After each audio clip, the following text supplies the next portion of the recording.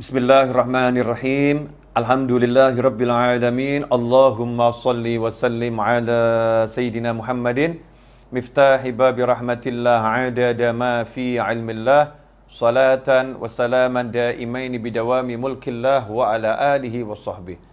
Allahumma shalli ala sayyidina Muhammadin salatan taftahu biha lana futuhal arifin wa tufaqihuna biha fid din wa ala alihi wa sahbihi. Assalamualaikum warahmatullahi wabarakatuh. Alhamdulillah kita dipertemukan di sebuah pertemuan yang mulia. Meskipun tidak ada yang menampung kita saat ini kecuali dunia maya, bukan berarti pertemuan kita tidak nyata. Pertemuan di jalan Allah Ta'ala itu yang dibutuhkan tempatnya adalah hati, ya, yang dibutuhkan adalah hati. Insya Allah kalau hatinya sudah bersatu, maka di situ turun rahmat dari Allah Subhanahu wa Ta'ala. Mudah-mudahan pertemuan kita kali ini betul-betul bisa mendatangkan rahmat khususnya untuk diri kita pribadi dan teruntuk seluruh umat Nabi Muhammad SAW, khususnya untuk bangsa yang kita cintai. Berpikir positif di segala kondisi, berpikir positif di segala situasi. Hal yang mudah, tapi tidak mudah dilakukan. Hidup ini kan pilihannya ada dua, pilih enak atau pilih nggak enak. Pilih enak atau pilih nggak enak. Seharusnya dalam kondisi apapun, ya kita pilih yang enak. Ya kita pilih yang enak. Milih yang enak itulah yang merupakan wujud daripada berpikir positif, berpikir yang baik, berpikir yang enak-enak. Bagaimana implementasinya, penerapannya dalam kehidupan sehari-hari? Dalam Al-Quran sudah sangat banyak contoh bagaimana manusia harus berpikir positif di kondisi yang sesulit apapun. Ya, kondisi sesulit apapun, menghadapi tantangan model apapun. Saya akan ambilkan beberapa contoh insya Allah untuk kajian pada siang hari ini. Mudah-mudahan berkah untuk yang berbicara dan untuk yang mendengarkan serta melihat dimanapun dan kapanpun. Yang pertama, contoh yang paling ekstrim, yaitu ketika Nabi Ibrahim alaihissalam. Nabi Ibrahim alaihissalam sudah dibelenggu, diikat, kemudian api sudah dibakar. Dan perlu dijelaskan, apinya bukan sembarang api. Api itu dibuat oleh Namrud bersama rakyatnya dengan mengumpulkan kayu bakar yang prosesnya dalam tafsir disebutkan kurang lebih 1 bulan. Kemudian tempat lapangan untuk menampung kayu bakar itu pun dibuat sedemikian rupa seperti tungku. Tanahnya digali, kayu bakarnya dikumpulkan, ditumpuk di situ, kemudian api dinyalakan. Hasilnya panasnya maksimal, sehingga mampu membakar burung yang terbang jarak 1 mil, 1,5 kilo di atas api tersebut. Burungnya akan terpanggang hidup-hidup. Nah, bayangkan Nabi Ibrahim alaihissalam nggak punya teman, nggak punya siapa-siapa, ya, diikat, akan dilemparkan dalam kobaran api yang luar biasa tersebut. Nalar manusia akan mengatakan nggak mungkin selamat, nggak mungkin menang melawan kondisi yang seperti ini. Sendiri terbelenggu. Tapi subhanallah, datanglah bantuan dari Allah Subhanahu wa Ta'ala. Bantuan itu lewat makhluk-makhluk Allah yang berdatangan, baik itu malaikat sampai pun kata, semuanya menawarkan bantuan kepada Nabi Ibrahim alaihissalam. Tapi saat itu Nabi Ibrahim alaihissalam pada puncak cinta yang luar biasa, sehingga Nabi Ibrahim mengatakan ilmuhu bihali kafani ansuali. Allah tahu keadaanku, biar Allah sendiri yang langsung ngurus aku nanti. Biar Allah yang langsung ngurus aku. Ini jangan dicontoh loh ya. Ini tingkat cinta yang tinggi. Kita biar Allah yang ngurus kita, tapi kalau kesah terus. Nabi Ibrahim datangi malaikat Jibril alaihissalam. Saya akan tolong kamu. Maka Nabi Ibrahim mengatakan, Allah maha mengerti kondisi saya, biar Allah yang ngurus saya. Ya udah kalau begitu kamu minta sama Allah. Ya itu karena Allah tahu saya nggak minta sama Allah. Ini yang boleh ngomong gini, yang memang kelasnya kelas Nabi Ibrahim alaihissalam. Kalau kita ini kelas orang-orang yang banyak keluh kesah nih ya minta. Ya, nunjukkan kebutuhan yang luar biasa. Nabi Ibrahim alaihissalam kelasnya kelas manja, jatuh cinta berat pada Allah Subhanahu wa taala.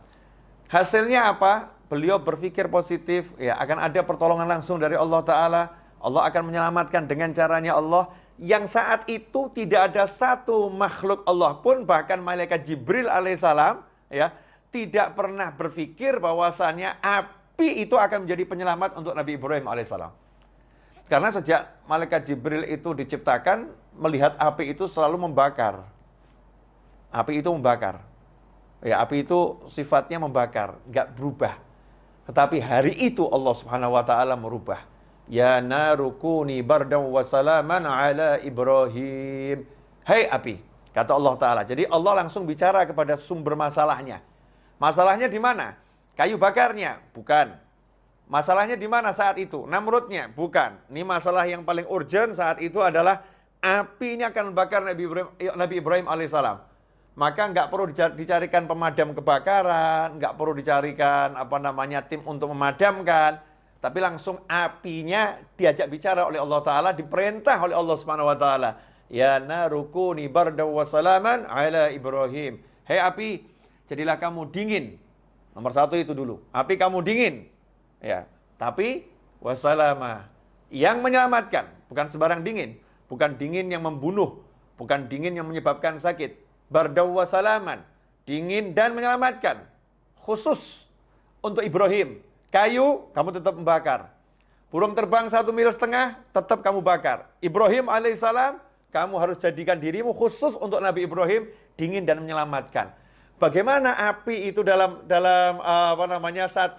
satu kejadian menyentuh tubuh Nabi Ibrahim menjadi dingin dan menyelamatkan, menyentuh kayu di sekitarnya, membakar dan menghancurkan. Ini kuasa Allah Subhanahu wa taala. Ikhwani rahimakumullah, kita nggak bahas masalah kuasanya Allah, tapi kita bahas bagaimana pola pikir Nabi Ibrahim alaihissalam yang selalu optimis, berpikir positif di kondisi yang seberat itu. Kemudian kita beralih pada Nabi Musa alaihissalam. Nabi Musa alaihissalam ketika dihadapkan kejaran Fir'aun dan bala tentaranya yang luar biasa. Dan di hadapannya ada laut yang ganas, yang ombaknya dahsyat. Dan di sekitarnya ada kaumnya yang protes. Ya, kaumnya yang resah. Kaumnya yang gelisah. Bagaimana ini? Di sana ada laut. Di sana ada Fir'aun dan bala tentaranya. Nasib kita bagaimana? Hei Musa, bagaimana? Nabi Musa alaihissalam dengan santai mengatakan, Kalla inna ma'iya rabbi sayahdin. Kalla, gak mungkin kita akan celaka. Gak mungkin Fir'aun mampu mencelakai kita. Gak mungkin laut mampu menenggelamkan kita. Inna ma'iya rabbi sayahdin. Karena Allah bersamaku sayahdin. Nanti Allah akan beri aku petunjuk. Saat ngomong begitu Nabi Musa gak punya solusi. Tapi punya keyakinan. Punya pikiran yang positif, pasti Allah akan berikan jalan keluar. Pasti Allah akan berikan solusi. Hasilnya Allah berikan solusi yang di luar nalar. Seperti api tadi di luar nalar, maka solusinya juga di luar nalar. Apa ini? Masalahnya kalau lewat terus ada laut. Kapal nggak punya. Ini orang-orang nggak ahli renang, hidupnya di padang Sahara, nggak pernah belajar berenang. Ya. Senjata nggak ada, mau ngelawan Fir'aun dan bala tentara, ini konyol. Nggak punya apa-apa ini. Mau terjun ke laut juga sama konyol. Terus bagaimana? Allah Ta'ala jadikan lautnya itu jalan keluar. Allah Ta'ala jadikan lautnya itu solusi. Caranya bagaimana? Hei Musa, pukulkan tongkatmu itu ke laut. Kayu, biasa. Tapi di tangan orang yang beriman pada Allah Ta'ala, maka Allah perintahkan kepada laut ketika kena pukulan kayu, wahai laut, membelahlah engkau menjadi 2 bagian. Subhanallah, begitu kena pukulan kayu, maka laut itu membelah menjadi tebing yang luar biasa. Nabi Musa dan kaumnya melewati tebing air laut yang luar biasa tanpa rasa takut. La khaufun alaihim wa lahum yahzanun. Allah turunkan kepada mereka rasa tenang, nyaman, berjalan. Padahal ini gemuruh air luar biasa, dibendung oleh Allah Subhanahu wa ta'ala. Jalan melewati sampai ke tepian. Kemudian Fir'aun dan bala tentaranya menyusul, Allah kemudian tenggelamkan laut itu kembali seperti semula, sehingga Fir'aun dan bala tentaranya tenggelam. Lagi-lagi berpikir positif, di saat yang mustahil mendapatkan solusi, itu dilakukan oleh Nabi Musa alaihissalam. Kemudian kita melihat Nabi Yakub alaihissalam. Nabi Yakub alaihissalam yang udah dikasih tahu bahwasannya Nabi Yusuf alaihissalam sudah dibunuh oleh serigala, diterkam oleh serigala. Ini darahnya, ini pakaiannya. Nabi Yakub mengatakan, nanti ya putraku akan dikembalikan semua kepadaku. Selalu yakin kalau Nabi Yusuf masih hidup. Jasadnya nggak ada, aku nggak ketemukan jasadnya. Berpikir positif, Nabi Yusuf masih hidup. Tentunya dilandasi dengan ilmu dari Allah Subhanahu wa Ta'ala. Hasilnya apa? Hasilnya betul dipertemukan dengan putranya Nabi Yusuf alaihissalam. Bahkan sudah menjadi seorang Perdana Menteri terpercaya di kerajaan Mesir yang punya kedudukan tinggi dan dicintai oleh masyarakat Mesir. Orang tuanya pun dimuliakan oleh Nabi Yusuf alaihissalam. Keluarganya pun dimuliakan oleh Nabi Yusuf alaihissalam. Setelah perjalanan panjang yang dibuang ke sumur, dijual sebagai budak, masuk ke penjara, akhirnya menjadi seorang yang luar biasa. Lagi-lagi Nabi Yusuf berpikir positif, ayahnya berpikir positif.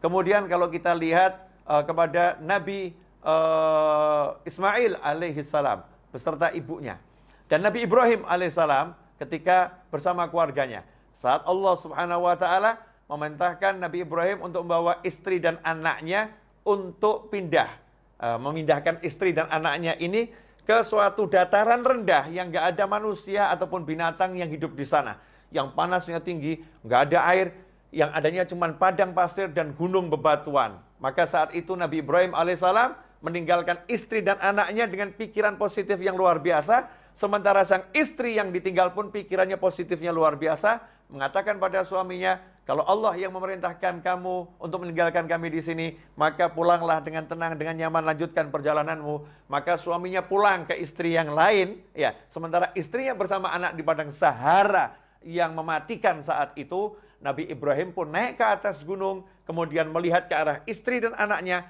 angkat tangan dengan doa yang diabadikan dalam Al-Quran, doa yang tidak logis, ya, doa yang nggak masuk akal, karena doa itu tak membutuhkan akal, doa itu membutuhkan iman, dan kalau udah bicara tentang iman, maka semua perbuatan Allah itu melampaui logika manusia manapun, melampaui logika siapapun, karena Allah berbuat dengan kehendaknya, dengan kemahamampuannya, dengan kemahabisaannya, bukan dengan asbab yang ada pada kita. Nabi Ibrahim mengerti itu, maka berdoa pada Allah Subhanahu wa Ta'ala, ya Allah, aku letakkan sebagian daripada anak keturunanku di suatu lembah yang tidak punya tanaman, nggak punya kehidupan di situ, ghairi dzara'in, nggak ada tanaman di sana. Ya Allah, agar mereka menjadi orang-orang nanti yang mendirikan sholat. Mereka nanti akan, tolong kirimkan kepada mereka buah-buahan dari segala penjuru, kirimkan kepada mereka manusia dari segala penjuru. Subhanallah, sudah tahu tempat ini tempat yang gersang, nggak ada kehidupan, tapi mengatakan liyuqimus shalah,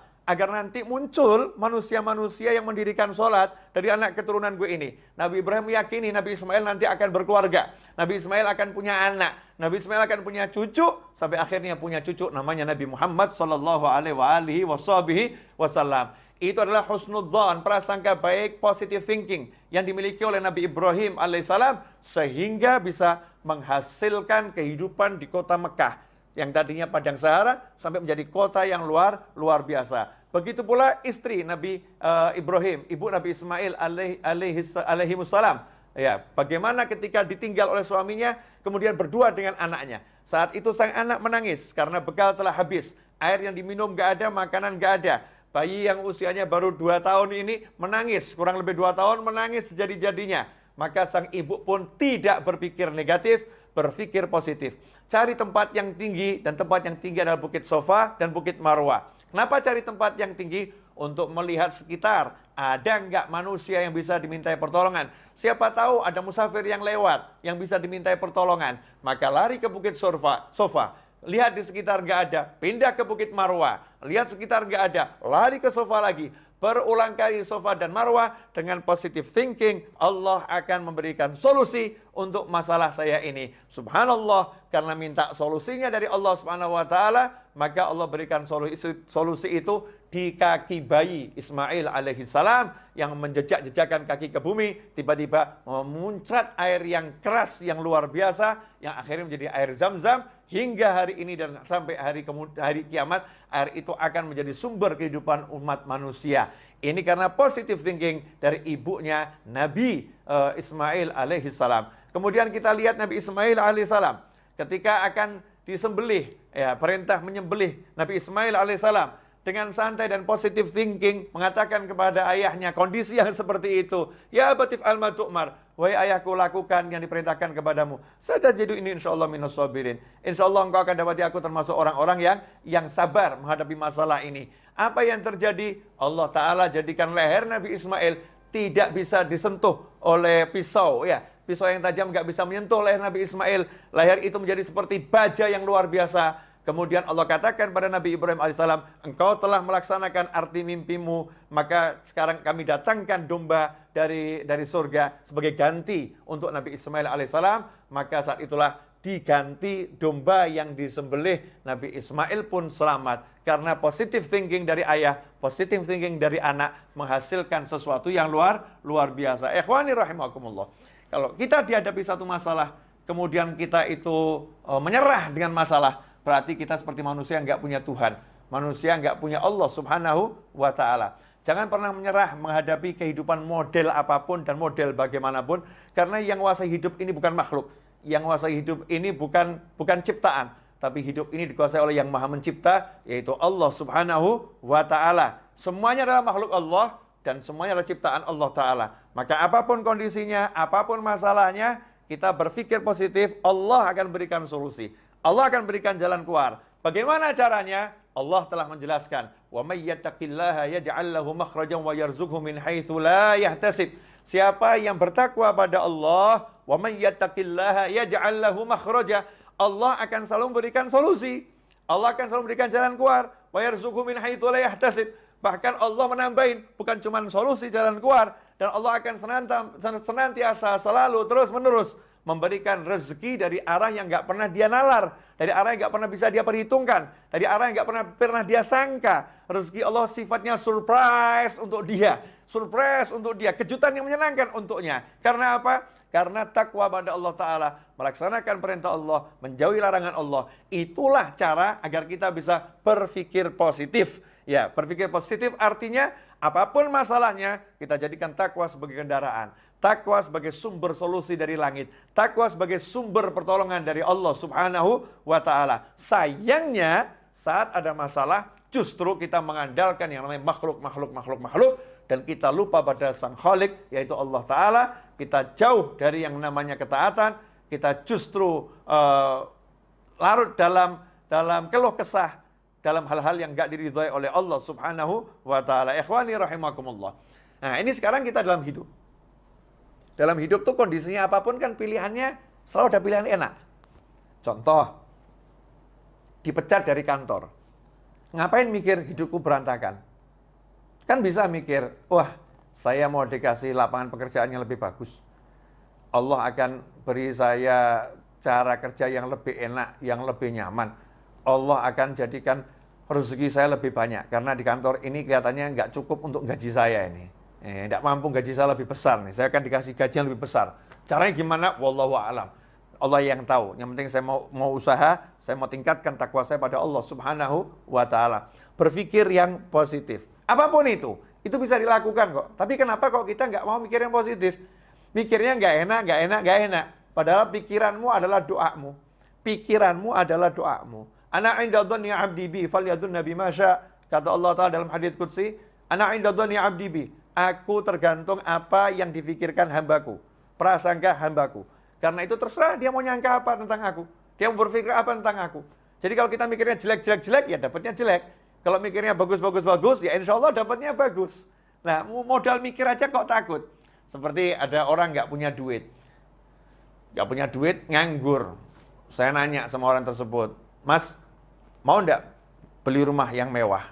Jawabannya, mau beli beras aja nggak bisa kok, Bib. Ngapain mikir beli rumah yang mewah? Ini salah. Kenapa? Karena dia telah membatasi kemampuan Allah memberikan rezeki dengan kemampuan usahanya. Saya nggak mampu usaha, jadi Allah nggak bisa ngasih saya rezeki. Masya Allah. Jadi Tuhannya usaha ya? Tuhannya usaha, bukan Allah Ta'ala. Seharusnya bagaimana? Sadar dengan kenyataan, memang nggak punya uang, memang nggak punya kerjaan, lagi nganggur. Tapi kalau ada tawaran, Mas, mau nggak punya rumah yang mewah? Jawab saja, mau, insya Allah, doakan. Ya, semoga Allah kasih saya kemampuan, Allah beri saya kemudahan. Tidak ada yang mustahil. Tapi kenapa mikir yang positif aja berat? Karena tauhidnya lemah. Karena yakinnya sama Allah lemah. Ma'rifatullahnya lemah. Gak paham siapa Tuhannya. Gak paham siapa Allahnya. Gak paham bagaimana kemampuan Tuhannya. Dan gak paham kalau dirinya gak mampu apa-apa. Dan yang lain juga gak mampu. Yang mampu hanya satu. La ilaha illallah. Muhammad Rasulullah SAW. Karena itu dikatakan dalam surat Al-Ikhlas. Qul huwallahu ahad. Allahus samad. Katakan, hanya Allah yang Maha Esa. Katakan bahwasanya hanya Allah tempat bergantungnya segala sesuatu. Gak ada yang lain. Hanya Allah, dan hanya Allah. Ikhwani rahimakumullah. Nah, ini beberapa yang sudah saya paparkan ini insya Allah menjadi masukan yang manfaat buat saya khususnya dan pemirsa dimanapun Anda berada. Jazakumullah khairan. Saya minta maaf atas segala kekurangan. Mudah-mudahan berkah manfaat. Wassalamualaikum warahmatullahi wabarakatuh.